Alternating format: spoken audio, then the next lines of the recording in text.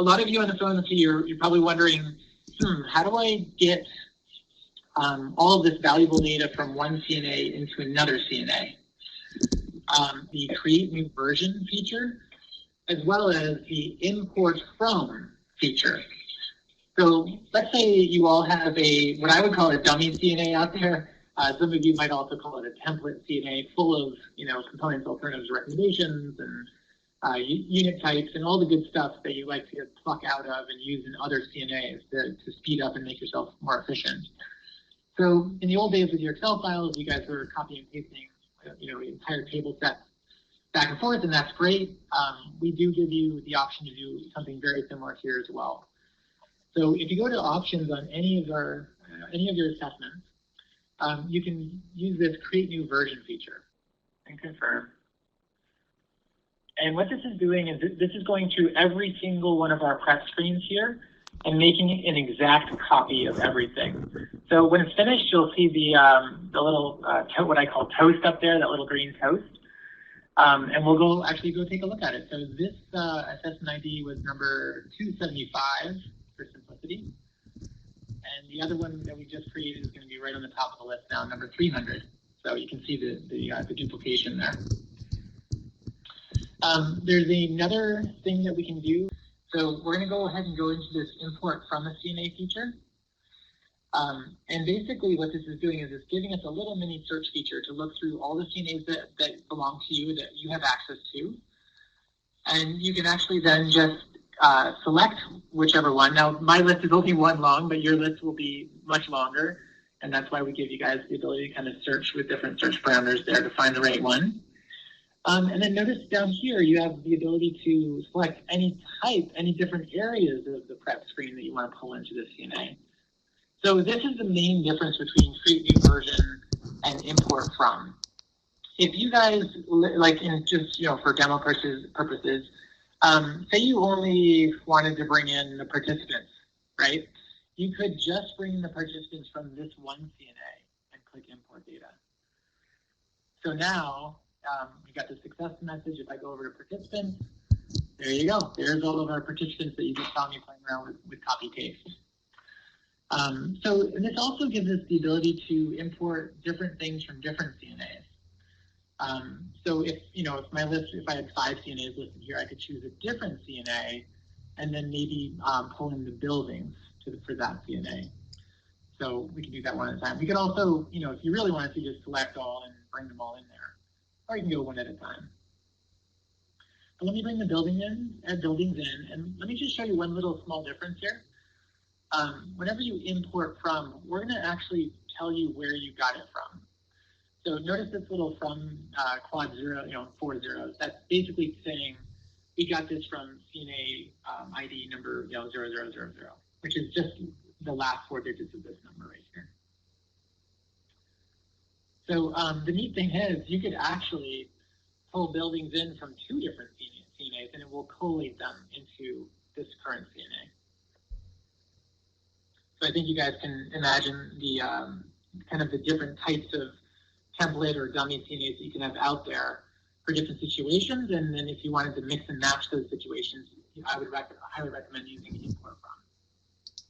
Yeah, let me jump in real quick. So previously, the import feature only had 4 screens that you can import from.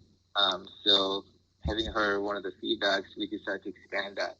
So we actually more than doubled the number of screens that you can actually import from automatically without doing any copying and pasting. Or just inject straight into your current CNA from any other CNA that you have.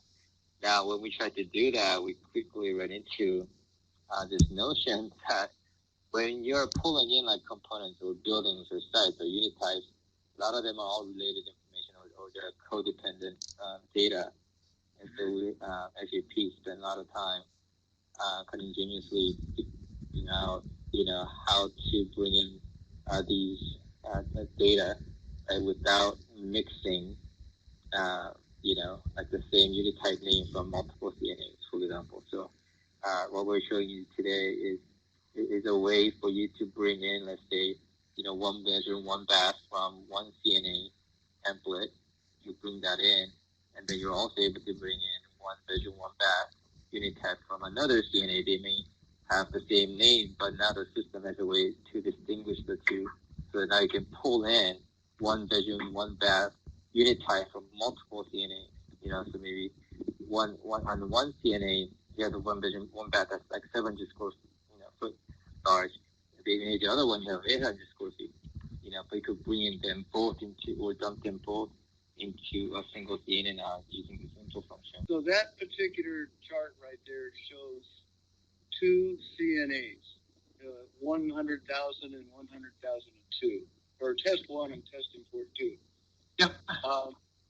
So you could have actually more than two, right? If you have more than two in your portfolio, you could have 3 or 4. There could be 300. Yeah. It's every CNA that has been created by your firm. So one of the real key things with this new 3.0 application is that we rely 100% on the firm you're operating as. What we show you here are all the CNAs that belong to that firm that you're operating at this current moment in time. I imported unit types from my two different little test CNAs today, just so you can see. One was from quad 0 and one was from 0002. So you can just edit the names, right? So once you have them in here and they're collated, then you guys can go ahead and do edit whatever you need to edit to make things look the way you want them to look. So participants obviously are by themselves, sites are by themselves, unit types actually are by themselves. Buildings can be by themselves.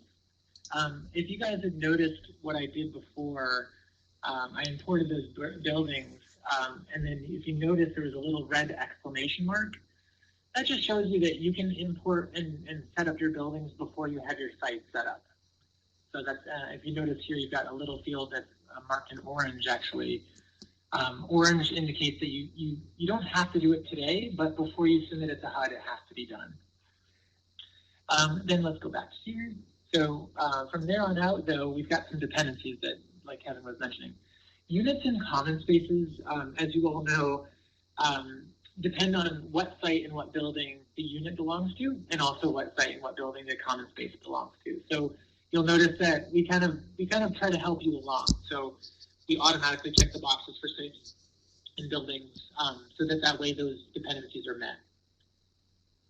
So the other dependencies are units inspected, also very integral to sites, buildings, and units and common spaces. And then I believe we're going to also, I can't remember if we got it done yet or not. Yep, we do. So components and alternatives both require the utility types. As you guys know, you have to set up in some components, if you have a utility, you set that up. So we want to make sure that that is in there. So yeah, that's the dependencies there. So